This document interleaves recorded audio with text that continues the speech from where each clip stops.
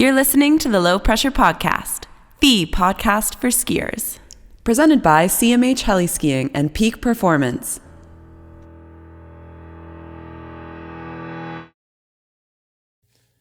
This episode of the LPP is brought to you by CMH Heli Skiing, Peak Performance Outerwear, Fat Tire Amber Ale, RMU Skis and Mountain Culture Shops, and the official destination partner of the LPP, Kicking Horse Mountain Resort in beautiful Golden, British Columbia.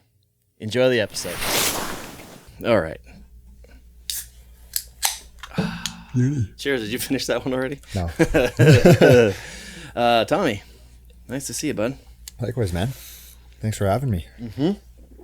My pleasure. As always, good to see you back. Last time you were here, we did, it was a Freeride World Tour podcast. Yeah. Yeah, was it number 2 or number 3, I think, you filled in? Yeah. We were trying to figure out how it was all going to work. It was good, though. I was like, oh, man, I can't wait to have Tom on again. It was too easy. I watched them all, man. It was great. It was awesome.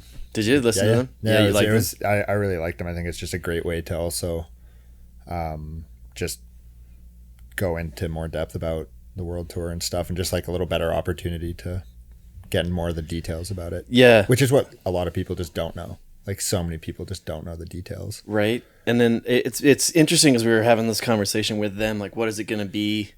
And I think they wanted a lot of like tell a few more stories of the Freeride World Tour, and I was like, well, that's kind of what I already do. Is I already talk to like a lot of the athletes and things, right? But I'm like sports radio, man. That's like my jam. Like I listen to so much Canucks talk. Really? Like Canucks. Spit and Chicklets? Do you listen to Spit and Chicklets? Not as much. Okay. They drive me crazy. Like I like talking about like events, like following up on like the game, like, you know, while listening to the post game show or stuff like that. But like hockey bro talk, it's I'm not a huge fan of it. I played hockey my whole life, man, and I'm like, I used to play quite a bit, and there's a departure for sure. Yeah, you get it as well. You know, it's like there's a certain line. Yeah. Now that I'm like a skier, I guess, where you're like, yeah, those are hockey bros. Yeah, full, and it's funny. It's fucking hilarious. Hockey chirps and hockey BS is probably some of the funniest of all the sports, in my opinion. Yeah, I think there's a lot of things that I think of a lot of different sports as like having their own thing. Like, I think baseball has the best stories by far. I feel like hockey, you just don't hear all these hilarious stories until the players talk about them when they're retired afterwards. Yeah, and they're just like, this is what this person was like, and it was ridiculous, and no one would ever know. I know. I kind of want to get into that a little bit with this podcast. Yeah, but nobody really retires in skiing. No, unless you're like Angel, which was good for her. Like, she went cold turkey. I was like, she's super happy and stoked. What a boss. I think that's awesome. Right. So yeah, there's no one really, unless you're like competing. Yeah. But no one really retires from like free skiing. I just feel like you can't, I just think it's also a lifestyle, you know, to like walk away from a lifestyle, like a sport that offers so many different avenues of engagement. Like, and like it was like with Angel specifically, what's her lifestyle? Yeah. Like 10 years, she was Angel Collinson, like best female skier on the planet kind of thing. And then she's like, I'm just going to go sail a boat. Yeah. I fell in love. I found something cool. Maybe skiing doesn't make me feel good anymore. I feel, yeah. Good for you. I mean, it depends. Like, you reach that level of like stardom and like ability and skill, and you're just at that, everyone's expecting the same thing. Right. You yourself get bored of that. Mm-hmm. And if it's not, I don't know, everybody needs a daily driver. And if it's just not stringing that chord for you, then you can... It's like when you love something and then you turn it into a job and you're like, oh no, what did I do? Which is like something, I don't know, for me, that's been like interesting. The more I would consider my ski career very green still. It's like the more you're getting into it, the more you learn all these details. And like... Do you know when people have no idea who you are just because you were on the Freeride World Tour? Like in North America? Do you know what I mean? Like that's one of the things with the podcast. It's like, more people should know about this because it's awesome. Yeah. But it's such a Eurocentric thing, and like a handful of people know know about it in North America, but like on the scale of Well, it's just so funny to me. It's like literally it's like people here. Well, do you remember the Free Skiing World Tour? the Subaru tour? Yeah. So like everyone, I think when that left the scene in North America, like maybe they thought the FWT was like the imposter. I don't know. And then like it just never really landed again because there wasn't as many. I mean, I will say like there's not as many North American events. That's I think a huge part of it. Is it's growing though, I think. It is, but I think like But they need like a snowboard comp back, or they need an Alaska back, or they need like Whistler Blackcomb something or something. like one of those three, and that to me is like that will put it back into the world of skiing in North America. But I also think like it's so hard to compete with the fame and like the significance of MSP and TGR, right? Like who have just such a stronghold on like ski the culture, ski marketing, free and rides, ski culture, free and like free ride culture here. Right. Yeah, exactly. And so you're like, how can you step into this space and how can you not take away a piece of that pie coming in here if there even is one to take? Right. And so I think that is like something they've always struggled with, even when I was on the world tour, like even when I was qualifying for my first time, like you could always feel that it wasn't at the same recognition level. Yeah. And then like you land in Europe and like little like 7-year-olds are like know your name and stuff, and you're like what the hell, like you're like hell yeah, like I'll give you an autograph. But it was just like it's just were you ever so like different. man, I'm gonna move here? I think, you know what, if you're on the world tour and you're a North American skier, I think like move to Europe and just like be part of that scene and just be part of where you'll grow. I consider it a lot. I mean, I'm not on the world tour now, and I think for where we are in the world in Whistler, it's just like I'm like, why would I move away from here? Right. Well, it's hard to move away from here because You have everything. Because everything's getting worse. Yeah. Everything's paid for parking now. The mountain's not going to be open. It is. So I'm just bitter. The whole Creekside thing is just. Yeah, we can get into that. Well, that can go for hours. We just talked about 4 things that I'm in my head that I want to touch on. But back to the retirement thing. Another one I thought of was Pettit. He didn't really retire, but he did retire. Basically, like he doesn't do it anymore. Like I saw him put something ski out the other day. Yeah. I think maybe he's got like legacy deals that he's got to do a handful of things for every once in a while. Well, he's still with K2, but just on the snowboard side. Right. Which is actually, I think, like probably one of the most underspoken about. Maybe I haven't heard a lot about it and I'm just missing it. But like, I think that's kind of like one of the coolest things that I've seen in a while. Somebody that like transition, still engage in the entire industry. Yeah. But like totally transition, and like he still gets to have his like, he's super creative. He has his like creative outflow and release. He's still supported by K2 through the snowboard side. Oakley too. And Oakley. But he just totally transitioned. And I think for somebody to like do that is unheard of. Like who else has done that? He didn't really fully transition. He just kind of was like, I'm over skiing. I just want to snowboard because it's fun. And I think I could be wrong, but my opinion is they're like, oh, well, he's a really good snowboarder too. So let's get him on this. Let's just kind of, let's just help him out. Maybe not help him out, but let's like encourage this new direction he's going into because he's done so much for us in the past. But I don't know if it was a conscious, like I'm going to change and be a snowboard athlete. I think he just liked snowboarding.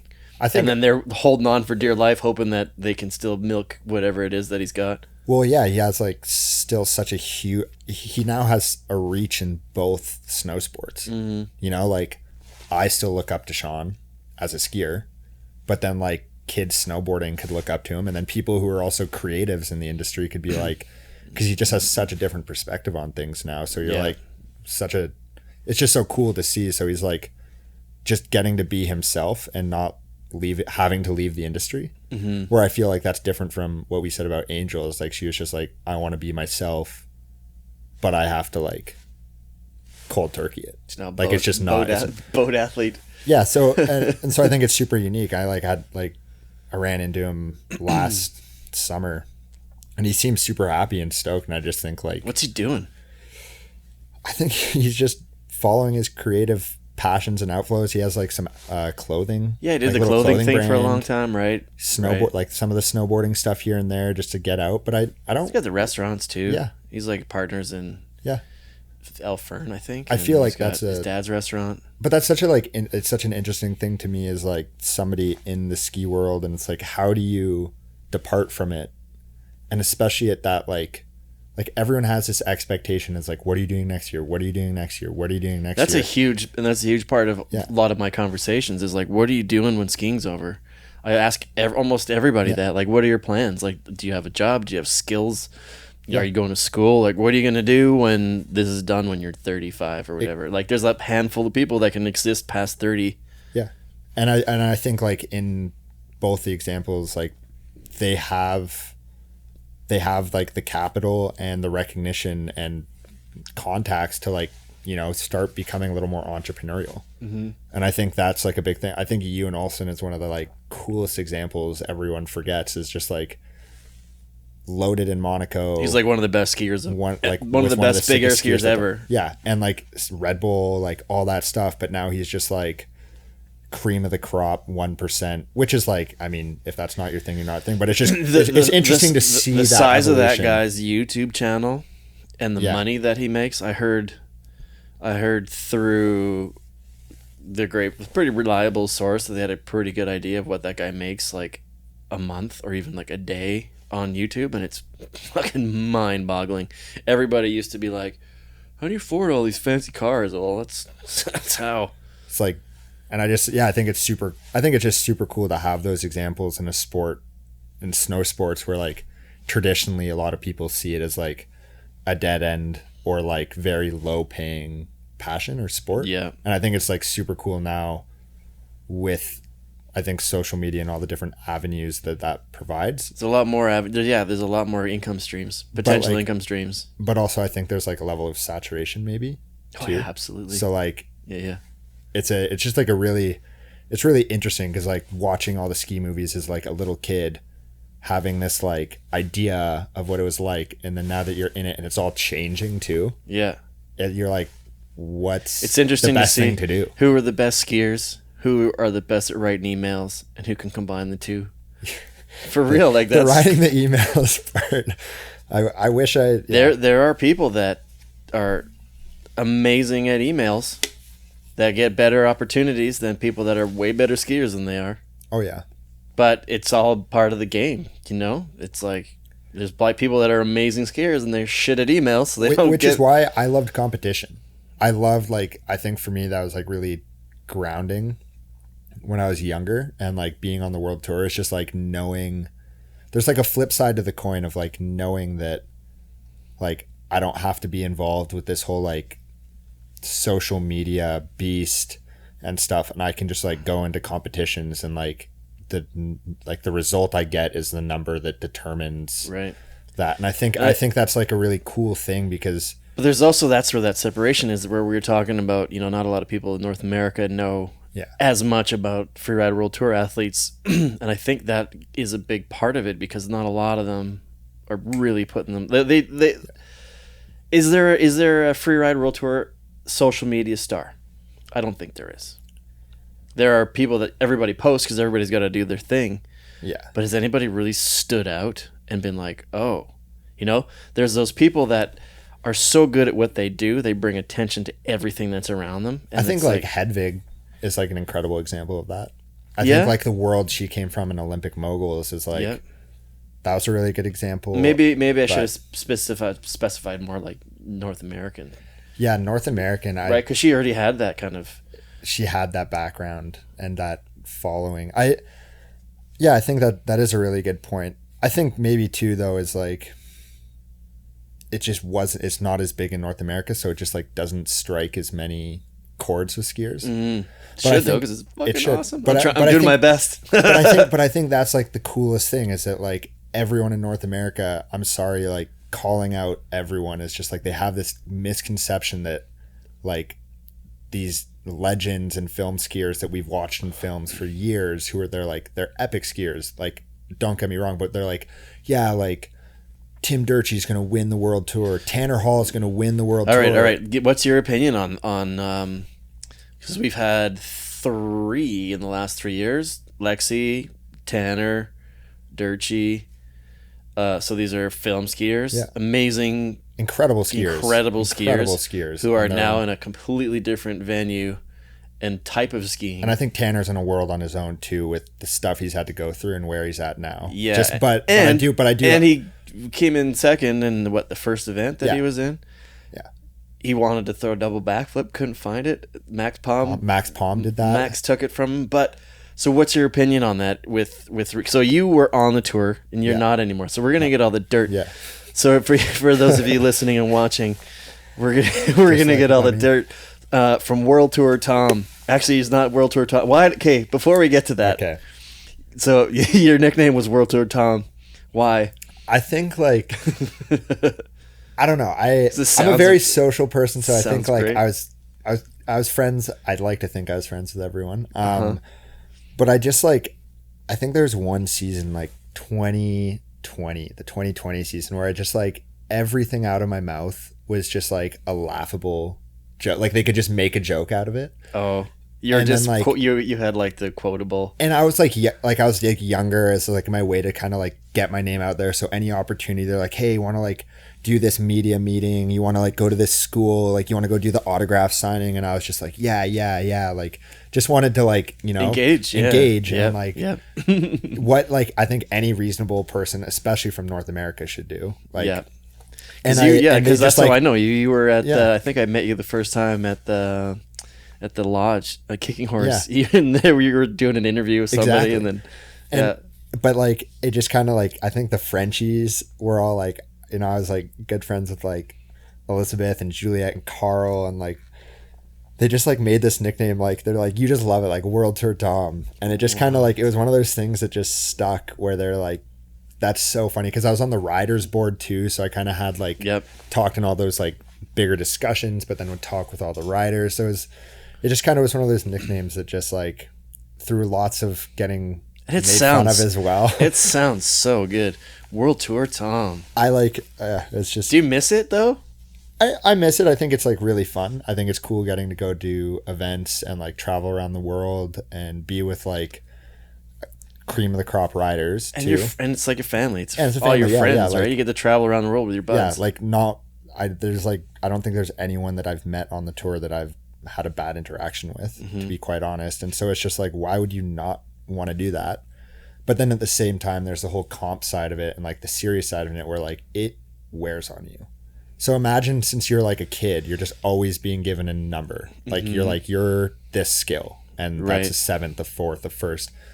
And I think just like eventually on my last season, it just kind of like got in my head, like really got in my head. And I was like, well, I'm like, I can beat them, but I'm like not. And I just like the constant pressure to be in the headspace of success in comps is really challenging. And I applaud guys that can go more than 3 seasons, 4 seasons, like to 10, 12. Reina's like, back this year. Like Turdell. Like, I thought he was done. Yeah. I'm stoked he's back. I like that guy. Only one of the main reasons is because he's like near my age. And I have someone to hang out with at the events, like who can stand next to him. First time I met Reine and Jackie, it's like 2 of my idols for sure. Like I was riding for Blizzard, like so was Jackie at the time. So like we're kind of on the same team. She's an epic sender. Reine, like legend. And we're in Hakuba as my first stop. And I sit down and who was I with? It was just like, we're having these like hot pots per 4 people. And I sat down across from them and somebody's like, hey, like you should get to know Reine and stuff. So it's like, oh, like, like young, like rookie, sat down right across from them so I could introduce myself. And I just figured it'd be a good way to kind of start meeting everyone, these guys that are legends and have all this insight and to develop friendships as well and stuff. And so, like everybody enjoys having a couple beers on the world tour for sure. So at the time I had this big like Sapporo tall boy. And I went to go like punch a chug tab in the top because I was like, university, like wanted to like drink my huge beer nice and fast and smooth. And it just wouldn't go. And I have this ring and it just like, it slipped down the whole can and just blew up this beer. You wanted a what? Chug? A chug tab. Like you can like put a chug tab in a beer and it like through the airflow into the beer, it helps pour it smoother. That's like a super university frat douche thing to do. a shotgun sort of. Yeah, frat douche thing to do. And I wasn't in a frat, but it's a very like one of those things to do.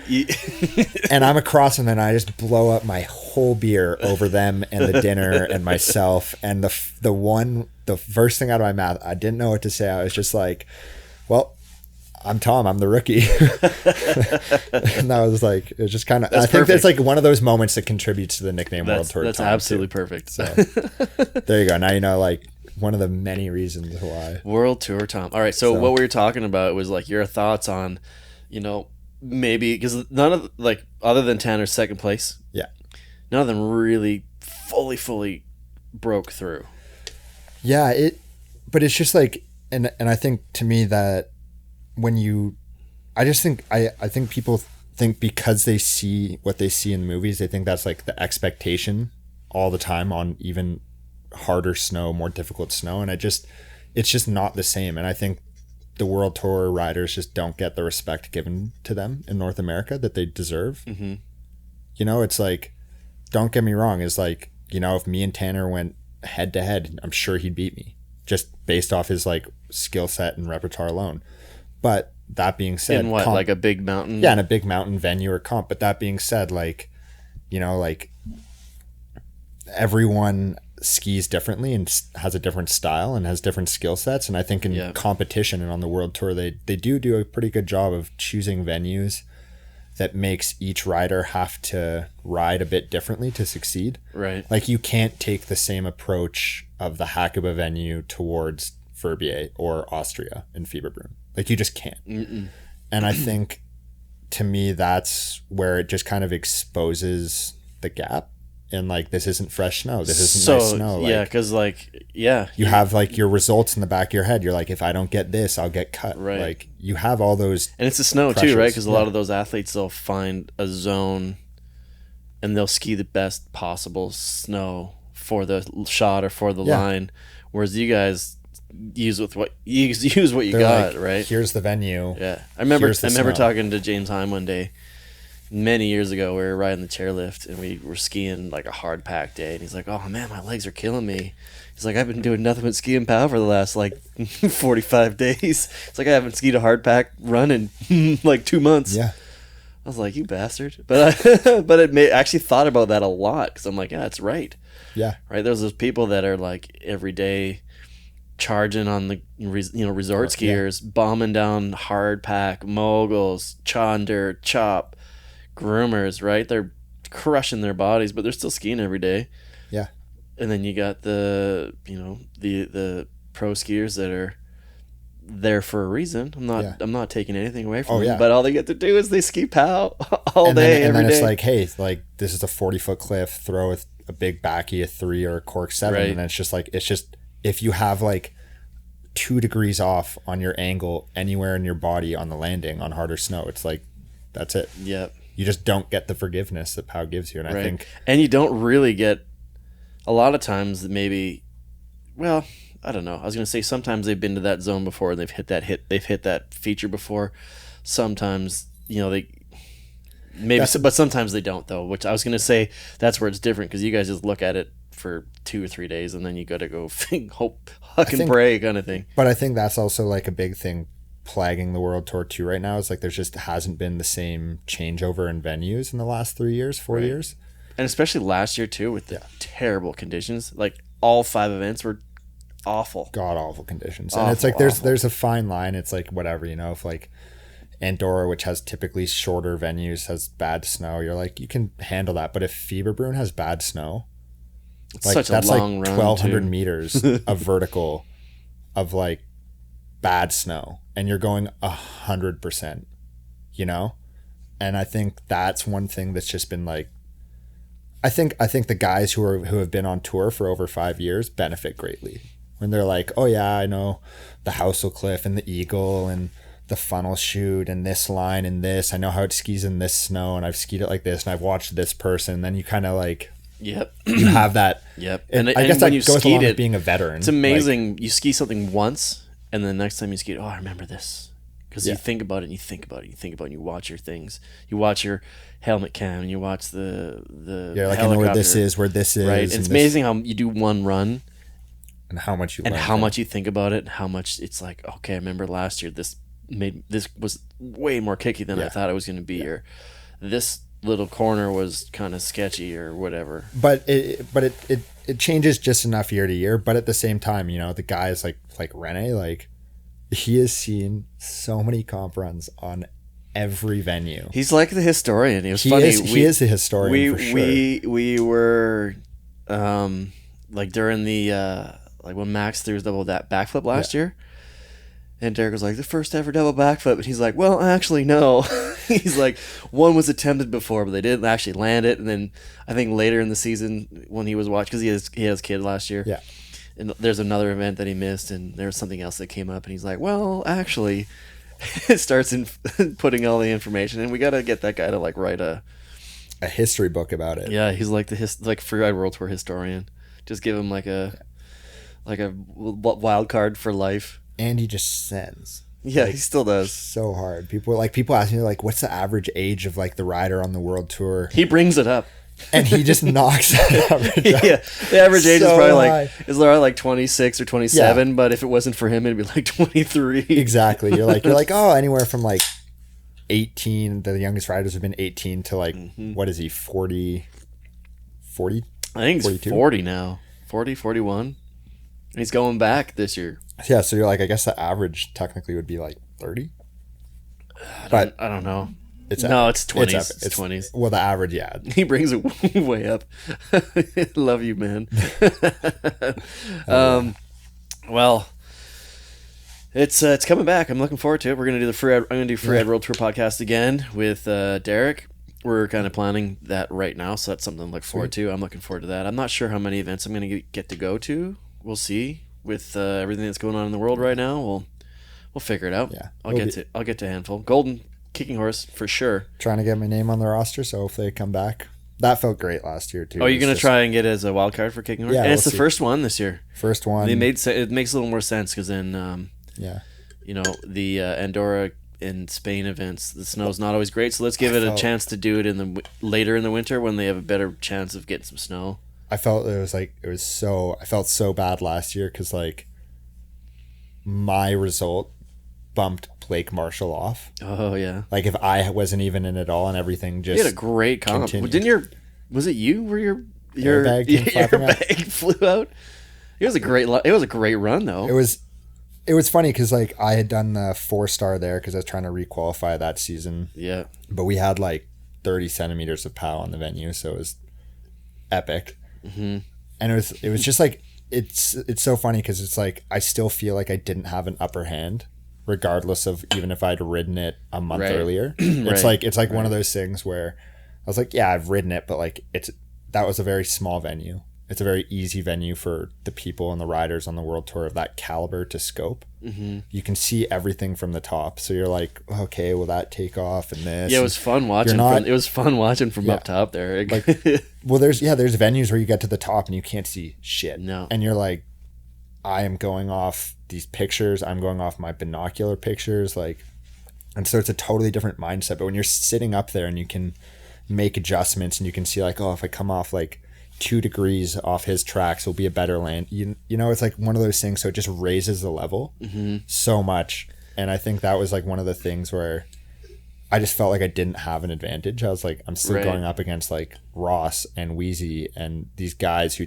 and Max and like kids who have like, and Maxime, like who have double backflips and Abel, like just riders that have such a bag of tricks and they're just such good skiers. And you're like, okay, like, this is the world that you came from. Like you can, like I was like, you can contend, but like it's not going to come easy. And I think that was, it felt really good to be back, and it felt really good to put down the run that I did. Yeah, I'm stoked for you. Yeah, and I was like, would you come in 4th? Yeah. So I'm happy. It was fine. I felt so stupid. With your airbag. My airbag, I went to like look over and I just saw this like bright orange. It looked like a cape when you were flying down there. It was awesome. I was like, God damn it. Like, I was like, when did this open? And I was like, it had to have been open at least halfway up the venue. I was like, Yeah, when you with that middle feature, that long crazy. Around. So I didn't even hear it either, which is funny. I was like, had no you didn't clue. know?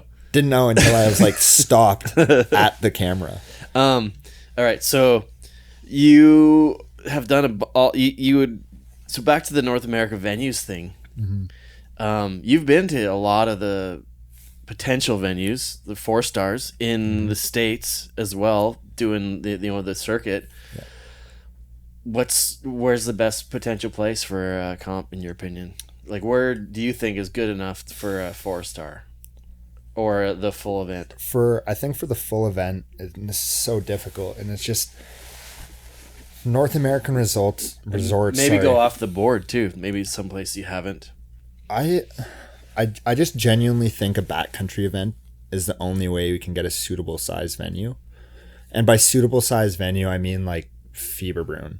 You know, like that is a big venue. You can take guys like Ross and Max or Amar who have equal chances of exceeding because you have true big mountain hard charging lines, or you can take a totally different freestyle based approach and equally ride it. And it makes the judging a lot more difficult, but like that's their job. And I think a backcountry event outside of Kicking Horse would be really cool. I've like looked out. I think that'd be Ozone's awesome. a good face though. I think Ozone's, and like they've already got it. I don't think Ozone's a good face. You don't think so? No. They've already got an event though. They have the event. It's a solid venue. It's a solid place to make it happen. Stoked. The town is awesome. It does a lot for the town, and it's just hard. It's just hard because how do you say like we want to have it here, but in your backcountry, so public can't watch it, but you still support it, right? You know, so it's like, well, that's that whole funny balance is like that's the world of skiing, but because there's not a lot of places in the States that can do that. I think snowbird would be one of the few. I wonder I don't know if that's Andrew Pollard's. My friendship with Andrew, I don't know if that's biasing that, but I think he's more of an Alta kid, isn't he? He's an Alta kid, but he's a little Cottonwood Canyon kid. I think where else could you have with Jackson? Someplace in Jackson. Jackson would be cool. I just feel like the geology and the landscape there doesn't offer the diversity throughout a whole face. You know, like again, like look at examples of venues. Like you can take 6 or 7 different hits, and then everyone can ski one different line. Like that's like the standard. I think Alaska is really cool, and I think that's what I mean by like it just almost might have to be a backcountry event. Like pull back to Alaska. I mean, the dollar bills around that are just insanity. Right. And, I think, but even a backcountry event is the same. Like same thing. How are you getting money to do that? Right. Yeah. Permits. Blah blah blah blah blah. I know they're working on it, but. We'll see what happens, I guess. Yeah, and I think Crystal would be really cool, maybe down in Washington State. Yeah, is it too small? Might be too small, but again, like look at Andorra. Like they're very short venues in Andorra, so I think when it comes to length, like you can't really. That would be cool, like Mount Baker or something like that. Down in Washington, everybody would come up from Seattle. It'd be cool to have one here at Whistler, but I just don't know where the venue would be. People say always back off Spankies, but it would have to be Spankies. I remember where they were doing comps back there when you were probably in diapers. Yeah. I've heard so many gnarly stories. And we would go and sit on the other side like poop shoots. Yeah. And we'd watch across. Yeah. It was awesome. I heard like a rumor that some dude bruised his heart. Probably. And there was like 4 heli evacs in one day, and that was like the last time they called it. They're like, this is getting out of hand. I don't know. I watched the IFSA comp. I announced it actually. They called me last minute. They're like, hey, do you want to do a live announcing of sure. Absolutely. And then I watched, it was when the bath gates were thrown. You may have even been in that comp. The one on, were you on that one? Diamond? And it was like rock hard, like the iciest, hardest fucking snow I think I've ever seen. It was like back there, right? And then they did finals back there. It was the finals, I think. So there's one year. Were you in that comp? So there's one year where it was on the April 7th. Cooch was there. Yeah. It was. I was in that. I was definitely in that. And there's, I think the one year it was brutal. The 7th was qualifying, and then the 8th was finals. And because I was going 18 to 19 in age that year, I couldn't compete in finals. So I could only do qualies. Why? Under the rule book, you can't can't be over 18 years old. Dumb rule. It is a dumb rule. I don't know what I'm just saying that because you didn't get to It's go. just like, it's just funny because it's like the last comp of the year. It's like, it was one of those things where I was like, what difference does it make? Right. You know, I get if I turn 19 before the comp, it's not an important detail for anything, but it was just. Sounds like it is. It was You want to dive into that a little deeper there, Tom? But I thought it was funny. I was like, oh, it's like, I'll do the comp, do qualies. I just like, I don't know. I'm very OCD. I like finishing things. So I was like, well, got to do qualies, which is like which I thought was funny. But I remember that year. I think you could do it back there. I think, again, North America just has the ability to have backcountry venues. I think it's just maybe the size of our resorts too. Like people are like, whoa, Whistler Blackcomb is so big. And I'm like, yeah, it's a big resort. Have you ever been to Europe before? Skied in Europe? But for North America, it's huge. Like I'm like skiing here, growing up and skiing here, and just living here. And every time I've gone anywhere else, I'm underwhelmed. Like I don't want to I don't want to be a dick. I don't want to be a dick. People are like, what do you think of this resort? And I'm like, it's okay. Really okay. Yeah, like so this past year, some ski guys came out, like the Ski the East guys came out, and Rogi was here for just like a guys trip from back in the Meat Hit Films days and some of their buddies, and I was like, sweet, yeah, let's go. And I took them into Spanky's, and they're like, this is one zone. Yeah. I'm like, this is 1/3 of this zone. Like, this is only one part of this zone. They're like, holy shit, man. This place is amazing. I could ski here all day, every day. I'm like, that's why I live here. Every one of my friends are like, Peak Chair is so insane. I'm like, yeah. Like, yeah, like, I know. But then it's so funny because people are like, what do you think of Lake Louise, bro? Like, how sick is Lake Louise? I'm sorry to all Albertans, to all the people, Banff, Lake Louise. I'm a BC boy. I'm not a fan of Sunshine, Lake Louise. Too rocky. Way too rocky. Too rocky. You can't even argue that. Like, that's not even like an argument to say that the snow is better. It's just way too ungodly rocky. Sharky. Well, I think the same thing to the Salt Lake City boys. Comparatively, sorry, I like this. Whistler's great. Whistler's the best. It is. It really is. There's a reason I've been living here 20 plus years. But there are a lot of the places that I've been and skied that are like, I'd say would be kind of on par. Jackson, Revy, Kicking Horse, to a lesser extent. Alta, just because there's more places that you can cruise around and see. I haven't skied everywhere, obviously, but there's not much that. You just kind of named the top 5 for me as well. Yeah, it's like we're so spoiled, and it's the thing is like I go to these places and I'm like, oh sweet. I remember first time I really skied in the States other than like Baker. It was in 2002 during the Olympics, and I went down with a bunch of Aussies in a van, and we slept in a condo that had no furniture. It was just, I guess, in between sales. We just slept on the floor, and we went and skied Park City, and I was like, what? In my mind, I was just expecting there to be this big mountain, right? I heard about Park City forever. Everyone's like, Park City. It's Jupiter Bowl. And I'm sorry if you're ski Park City a lot, but for my style of skiing, I was like, oh, is this it? I'm like, Jupiter Bowl, woo! I think there's this like really funny disconnect that like I know Park City as having like one of the sickest parks because of Tom Wallish, but I was like, I would only go to Park City to ski park, right? But now because there's this like huge divergence of like taking freestyle into the backcountry, and it's like that line is just so. It's just not as black and white anymore. Right. I think people are like, oh, like so many sick skiers that I idolize ski at Park City, but then you forget that they're only just skiing park. Like there's not much else to ski if you're a freeride skier at Park City, which is why it's like every time I mentioned Salt Lake or Utah, and I was born in Salt Lake City, and I'm from there originally. Were you, like, you born really? Yeah, I was born in Salt Lake City. Dual citizen. Both my parents are Canadian. Oh yeah. So lucky. What were they doing down there? My dad works at the University of Utah, and he's a doctor, and was a professor at the time, and now he just works for the medical board. Is he living down there? Yeah, he lives down there. Gonna go down there for American Thanksgiving, so we'll see. But cool. That's the best part of dual citizenship is you get 2 Thanksgivings.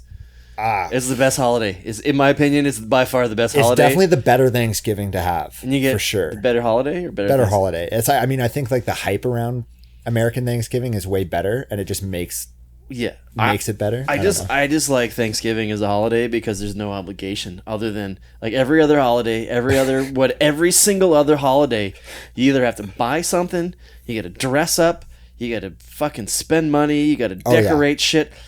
Thanksgiving, you just eat a fuck ton of food. You get together and you hang out with the people that you like, your friends and family, eat a bunch of food, you drink some beers, you smoke some weed, you have a nice time. That's it. It is pretty good. It's the best holiday. Mind you, I think there's like 2 years in a row where I had Canadian, American, and then I have like 2 sides of my family up here in Whistler and Vancouver. So like, you're like 4 Thanksgivings. So like all these holiday dinners in the span of 2 months, and every single one of them had turkey.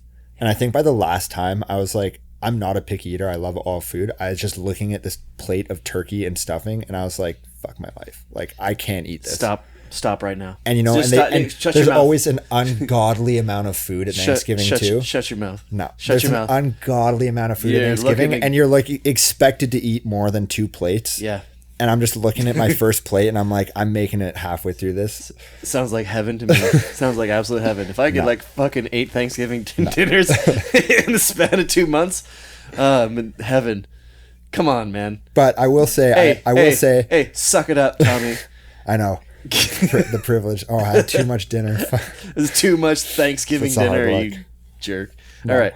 But back to the ski. I think Snowbird and Alta has some of the best and most diverse terrain between both the resorts. Mm-hmm. Like I grew up skiing Snowbird. It's the bigger resort. Mm-hmm.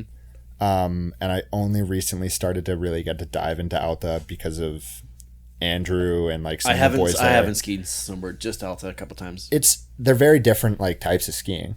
Like when you go to Alta, you're like, this is more flow laps, more jumps, which I think is so sick because you really get a chance to like, you know, in Whistler, I will say there's good spots to set up jump laps, but in Alta, it's just like, you know why the guys that come from Alta have a bag of tricks. Like Pollard. Like you Dylan look at Flinders, him and you're like, you just left your skis. I didn't know Grant that. Howard, Blake Wilson, like that crew. Yeah, like Johnny and Angel. Yeah, right. Exactly. So I will say Leo Aarons. Yeah, I will say I think Snowbird just has just more diverse terrain. So it makes it for me. It just makes it a little more intriguing to ski. Fair enough. All right. So before we could chat all night, like we normally do, but I'd like to bring up a couple things. One, if you're watching on YouTube, this is your first cover. It is. Congratulations, Forecast Ski Magazine. Did Guy take that photo? No, he didn't. It was Ruben Krabbe. Oh, Ruben Krabbe. So Ruben just started a YouTube channel called Yonder.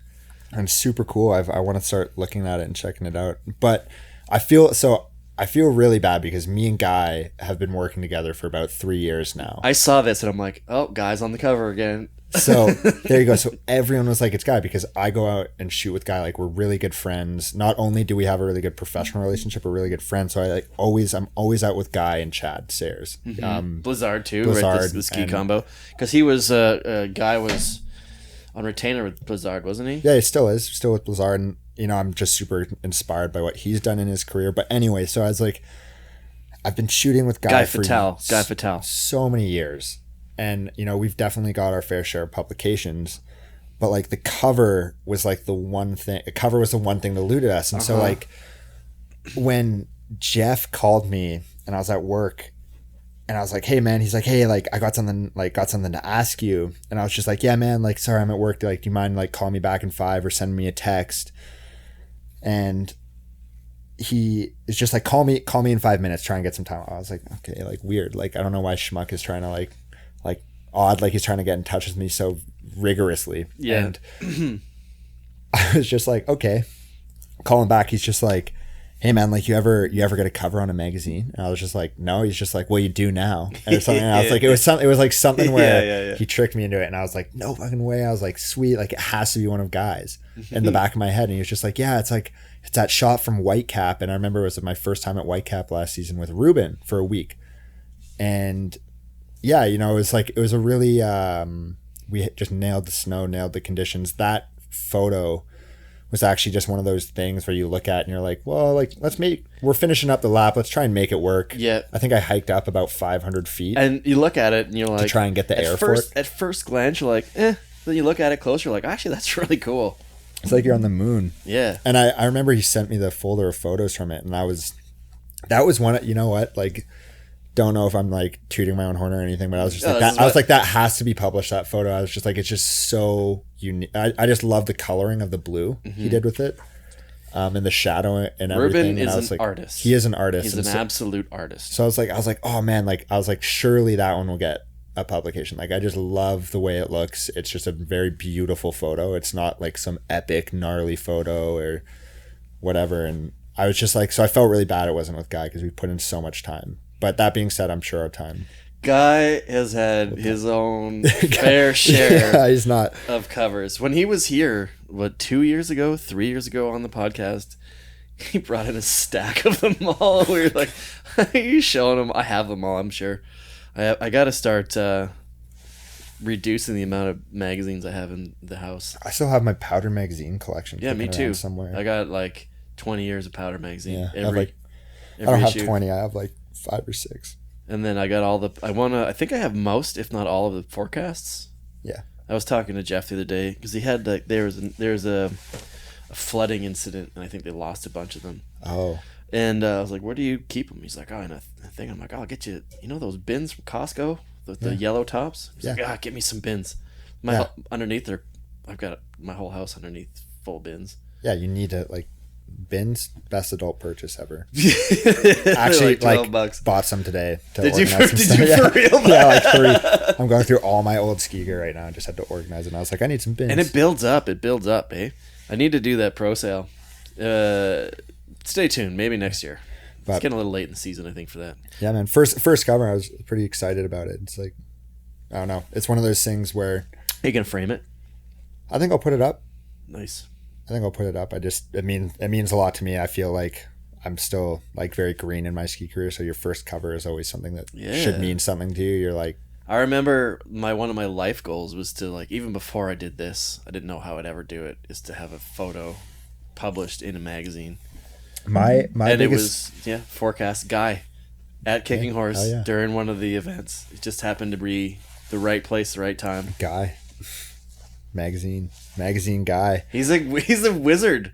I was so gutted about powder because that was like one of my biggest little kid dreams of like getting the cover of Powder magazine. Did you talk to Connery about that? He's a Blizzard guy, isn't he? Oh yeah, no, and the last one with the naked shot is like the second to last photo. That has to be one of the fucking coolest ways to end a magazine streak. I love how Guy was that. Took that photo too. Guy, I just laughed. Like we went out in Tantalus last season for a couple days, and just the amount of stories of Guy was saying editing those photos was like the most like just zooming in. he was just like I don't think you understand how many photos I had to look at, and you know what I'm talking about. I'm not going to go into detail about it. But he was just like hours. Me and Connery are very close friends. Very close friends, and hours of me zooming in and checking the light, color correcting Connery's wang. Dude. I get, it's the hard work behind a naked photo cover. The hard work. Oh my god. All right. So another thing I want to talk to you about. You went on a pretty epic mission last year. Yeah. Tell me about that. They explain it. Outline it. So one of my newly found good ski buddies and friends, Eric Carter with Arc'teryx, he's from Squamish, and he's more ski mountaineering, skimo based. It's funny how our worlds kind of collided, but I think we're both like, hey, like, let's get after it and go out one day, and it just kind of clicked. Through Arc'teryx?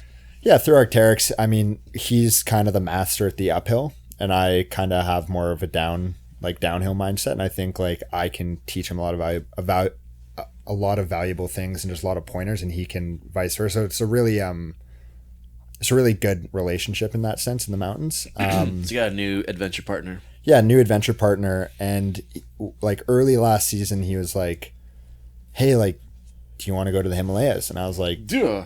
well, I'm done on the world tour. And like, I want to kind of, I idolize like Sam Antomatin and Jeremy Heights. Like just both of those guys to me are doing what big mountain skiing was going to start doing eventually. And they're the only ones properly doing it. Mm-hmm. I met Jeremy Heights in Verbier this past year. It was like after the comp, there was like the day before I left, it was 30 centimeters of fresh, and I was in the Gandhi for Mount Gilly. You need to go. Can pee? I go pee? Yeah. Sorry. Yeah. Just give me like 2 seconds. Yeah, right in the middle of my story. Right in the middle of your story. Come on, man. I've been holding for like 10 minutes. Yeah. No, you're all good. Yeah, go. I'm like, do you remember that when I was like, hey, Tom, you need to go pee before we started the episode? All right, you're back. Cheers. No, anyways, the story I was going to say, I met him. I was just in line by myself on a POW day. Just like right the day before I left, hadn't snowed in weeks. I looked over and I saw his helmet and I was like, I think that's Jeremy Heights. I quickly pulled out my phone. I had to do a double check. And then I was like, hey, you Jeremy? He's like, yeah. I'm like, Mark, I do a podcast. He's like, oh, yeah, right. And had a nice, quick little super mellow chat. We got to the top. He put his skis on. I took a couple steps and he fucking dropped off and disappeared into the ether. They're so gnarly. And Nikolai Schirmer? Nikolai, yeah. He's also in that realm. But anyway, so I was like, yeah, like that big mountain high elevation stuff, like that mountaineering alpinism based line skiing is like something that I've dreamt of doing. That's somewhere I see myself going towards. Turns your crank, and the alpinism stuff. Yeah. And I was just like, I mean, why would I? I definitely think I have years. Technically, I should have years to go before I'm even sniffing that realm. But I gotta start somewhere. You have to start somewhere, and if it just dropped in my lap, I was like, yeah, you have a really solid foundation. You could do it if. Are you talking about yourself? Yeah, and so I was like, I want to go to the Himalayas. Like, I'll go with you. Yeah. And so you can't turn down. No. You can't turn down an opportunity like exactly. That. And so we organized it, and it was to a mountain called Mount Bringupanth, and it was just west of Meru, that famous peak Jimmy Chin and Conrad Anker climbed. They made a big movie about it. Oh, is that the one? Yeah, and so like we were Did they like win an Oscar for that? I think it was nominated for one. I can't remember. I think they won. Yeah. But we were like, if we had gotten to our peak, foreshadowing, we would have been looking down on Meru. And it was me, Paul Greenwood, Eric Carter, and Justin Bruns for photography, videography. And we were all green. None of us had been on an expedition that size. And so we ended up going to Gangotri. We flew into Delhi. We were all like super stoked. Got it all locked in. Went with Ibex Expeditions, which is the same company that the North Face crew, those guys use. And I remember we get there and it was just like so hot. And it we're close to the equator there, but in spring, it was kind of odd. And we just kept getting farther into the mountains, and you couldn't have a t-shirt on for more than 5 minutes without getting sunburnt at that elevation, the heat, the sun. And the day we left to go to our base camp, to first base camp, myself and Paul got like deathly ill. I have never like elevation sickness. No, like for me diarrhea. For him it was both ends. Oh, jeez. And that was just like the first blow. Mm-hmm. And we get up to the glacier we're supposed to be on in the valley, and there's just no snow. Like there should have been about 1 meter, 2 meters of snow, boulders, like just nothing. Really? And so we're like, okay, like. Again, bad card dealt. You had like Sherpas lined up and everything. We had like too? 40 porters with our stuff. 40. Yeah. So that was another thing. Is like, we were supposed to go for another like 17 kilometers up the valley, up this ice fall, like all this stuff, and like because there was no snow, the ice fall was just like calving ice. We couldn't climb it, so our main objective, like that was the one way to access the second part of the valley. It was just cut off right then and there. It was like, if we can't get up this, we can't get up the valley. So objective done. I'm super bummed. It's always going to be in my scope. always be in our scope for sure. For redemption. Yeah, but it's just like, it's one of those things where like, you know how everyone says like all the conditions have to align? For this one, like an inordinate amount of things have to align. Like you have to be able to cross the river at the bottom. Why did you choose? Why was this one chosen?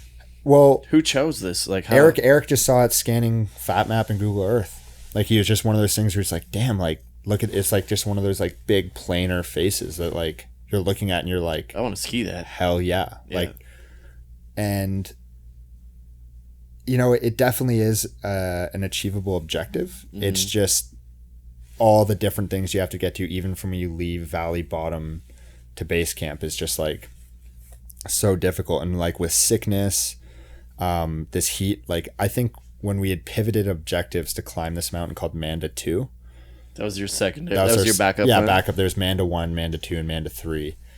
And I remember it's like we woke up at 12 p.m. climbing by 1. We're hiking up this couloir, and I'm in a soft shell and t-shirt at about 5,300 meters. This is what, just May? sweating, and like late April. Oh wow! And I was like, this is not normal temperature. Like it's like not freeze. It's not freezing right now. We're not at freezing level. And yeah, there's just like a variety of things. And like is you could this hear and obviously like that's doesn't really seem to make sense. But chatting with other people and some of the Sherpas and people that are in there, was that the same sentiment? Like this is not right. Yeah, no. Like talking to Dupinder, our base camp guide and cook, Pushkar, our liaison officers, he's like, no, there should be like a meter of snow right now, 2 meters of snow right now. He's like, this is not normal snow levels. So first off, I was like, okay, that's like odd. And then talking to like all the guys I know when we got home, I was like, yeah, like that's what I was hiking and sweating my balls off at that elevation at that time of night. You know, like you go out to some places at like 2 in the morning. Nighttime. That's right. You just said like 1 in the morning. Like 2 in the morning, and it's like I'm sweating. I'm in a t-shirt and a soft shell. Yeah, and, that's not right. And I was like, this at isn't 5,000 right. meters. Yeah, and you can hear like we're in this couloir, and you can just hear this running river of snow underneath this snow bridge, and we're just like we're post-holing through the snow on our footsteps. We're like, we're getting out of here. And that was like pretty difficult. I think just like we had to pivot so many times and get shut out so many times between like sickness, objectives, conditions, like all this stuff. And it being your first real major expedition too, is you're like, is this normal? Yeah, we're like surely it's like it doesn't go this wrong. I mean, we're like, you definitely have to have some adversity and adapt to stuff. But I was like, okay. Anyway, first day out, back into service, like this news article pops up, and it was just like one of the like world's record-breaking heat waves in that area was going on.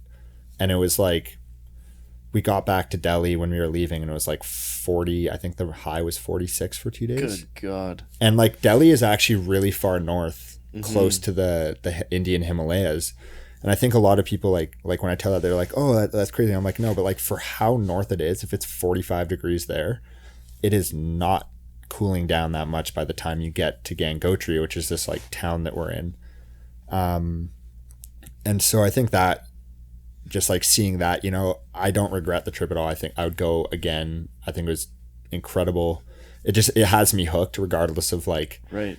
I don't know, when you're, you know, it's the whole, it's still an adventure. Yeah. Right. Because you didn't get to really get into your objective, and you didn't really get to go ski anything or climb anything. Just being over there for the first time into a new culture and like experiencing, like for you to fail that epically, literally like right on your first expedition, like you don't, like there's that old cliche, you gotta fail in order to succeed, right? Like the next time you're gonna go, you'll be like, oh, this is way easier than the last time. And I mean, like you could go to so many different places in the world and do those big trips, but they're all require the same amount of travel, the same amount of commitment and support from other individuals. Like that's the other big thing that, you know, you don't think of as like the amount of support that you need to get people into that position to ski. Like if it was just like once you're bringing ski gear too, and like you need downhill conditions, not just climbing conditions, right? Like it's just a whole other world of like, or a whole extra layer of things that like you need to account for that need to go right. But yeah, you know, it's like an opportunity in this trip to the Indian Himalayas is just like I see myself following that trajectory. I look up to Sam and Jeremy, and like I I want to like, be like the third guy in their even crew, like you know? Chad's done a lot of that kind of those missions too. Yeah. Like you were saying, Chad Sayers, who's Yeah. a team member and like Dude, one of your ski partners. one of the most understated careers, I think. I think he was just like ahead of his time. Yeah. Like, you gotta check out. Have you seen his book? Yeah, I have it. It's right beside my bed. I just like finished reading it all, and you know, and for me, I'm just like, I think that type of skiing, and I think that passion for skiing, and it's like a little more of a worldly perspective on it. It's like, it's not just about this movie part or this line or here in BC. I was like, I think there's like a world and a world of skiing and a part of skiing that can just like expose you to so much more. That's like so beneficial and just so unique and cool. And it's a cool new chapter that you got lined up for yourself here. I definitely, I'm pretty happy. It's like, I was like, man, like it'll be years before I get to like do this. Like I'm just gotten like cut from the world tour, like pretty big low, you know, like for competing for your entire life. Like, and then finally, like you make it to this level. I was pretty happy I stayed on it for 3 years. I think that's still a pretty big feat at the end of the day. But like when you get cut, you're just like, and I think the way like in Fieberbrunn, like a rock just took my ski.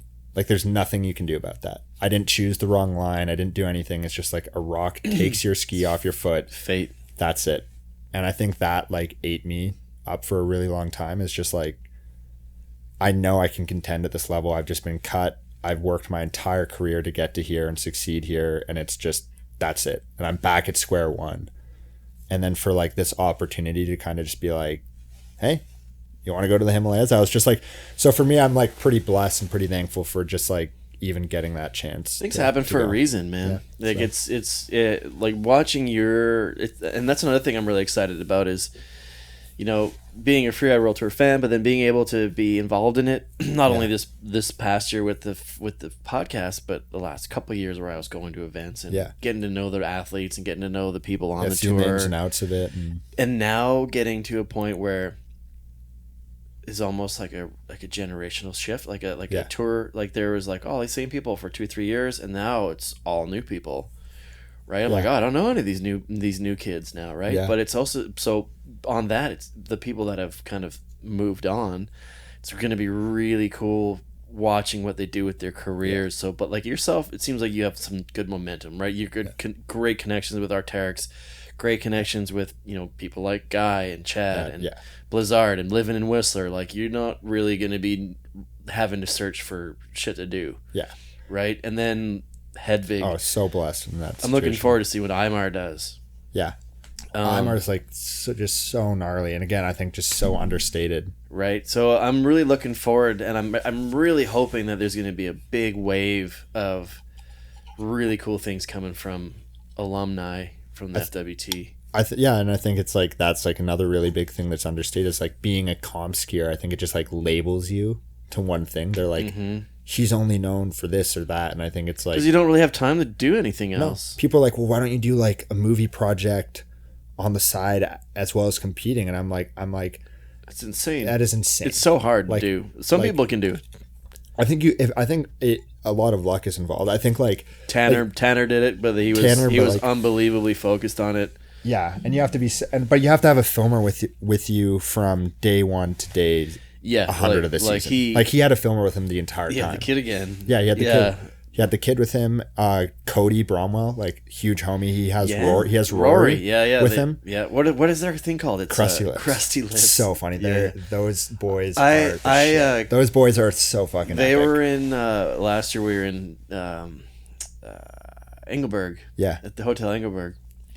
And I caught a ride with them to Verbier, so we like carpooled all the way, and I was like, "Oh, these guys are hilarious." They're such good shit. It's like they're so funny to be around. We were stuck in Andorra for like 2.5 weeks during the whole pandemic season of the World Tour when we were there, kind of during the pandemic, and had all these permissions, but we had to stay in Andorra for like 2 weeks. Yeah, and they were some of the guys stuck with us, and it was just like such good times. Just like we played so much pitch and putt. Like the skiing was just abysmal. Like I hate saying this as a skier because I love just getting on my skis and skiing in any condition, but like there's a threshold. And that was the point. Like I think for 1 week I played more golf than skied, which is like the hardest thing to admit publicly, but like that was just like the reality of that situation. And it was just so fun to have them there.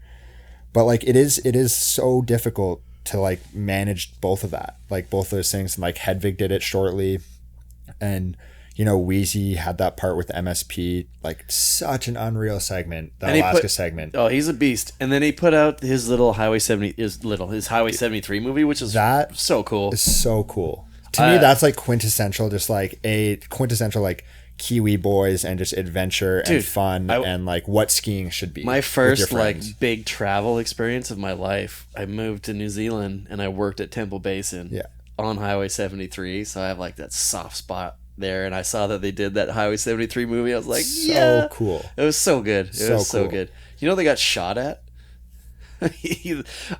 Wait for a future episode of the podcast, and we'll probably end up telling that story. But like Wheezy with the filming thing is like, I remember like as I was talking to me, it's like, if they don't get the comp off today, I don't know what I have to sacrifice, because he had to like fly out the next day to Alaska. Yeah, he went the next day. That's so right. Like, he was just like, it has to happen tomorrow, and it's not an uncommon thing on the World Tour to get to comp day and then be like, hey, we're gonna wait till tomorrow. Yeah, unless it was last year and they're like, hey, the weather window opens tomorrow, but we're gonna do the comp today. Yeah, they did it like the day before all year.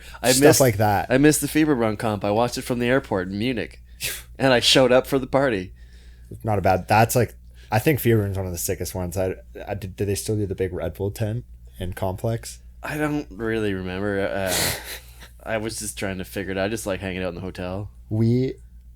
I think that's also the other thing, is just like when you look at the scale of what they can pull off in Europe for the World Tour 2 versus here, you're like you get whoa, so much more out of it. Like that. Yeah, it just seems like you're in the NFL versus the CFL. Did you know that there were playoffs today?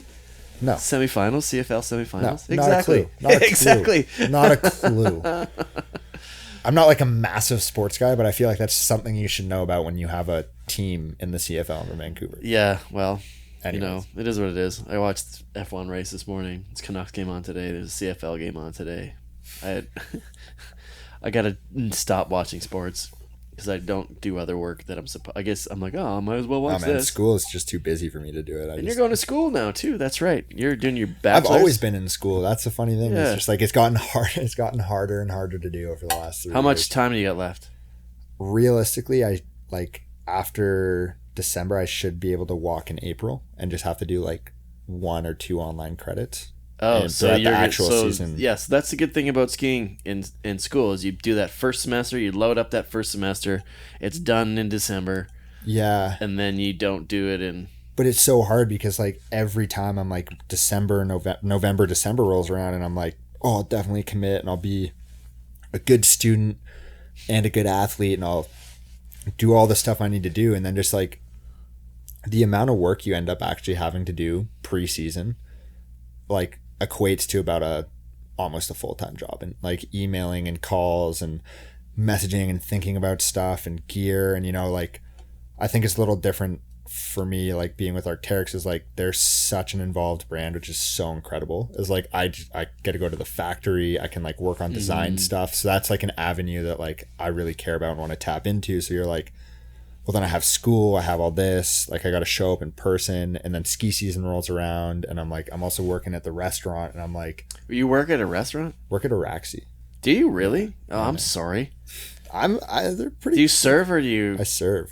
You serving at Araxi? I heard that is the worst. Okay, you know what? I don't work in the serving industry anymore. I'm gonna fucking shit talk that place. I have met so many people that worked at Araxi. It's supposed to be one of the fanciest, nicest restaurants in town. Every single server, and this is coming from a 20-year career server. Every person I've ever known who's worked at that place has left and be like, that is the fucking worst place to work. Because the old manager. New management's sick. Neil doesn't work there anymore? No. Oh, there you go. Yeah, like that's like a whole management thing. Like all the senior guys who are still there, the vets that are still there, they're like, man, it was fucking crazy. Like you shouldn't have seen it. And I like just got on board. So you worked 13 hours, you get shitty sections, you don't make any money. No, now it's like now you're like okay, like 4 bills is a decent night.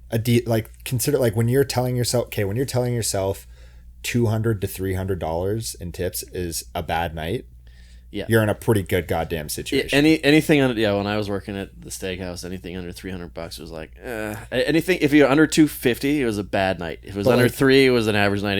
If it was like between $3 and $350, it was a pretty normal night. Yeah. But like but again, like chalk that into like the whole scheduling thing, and like that's something for me where I've struggled is like you have this, and this. Are they good with giving you time off?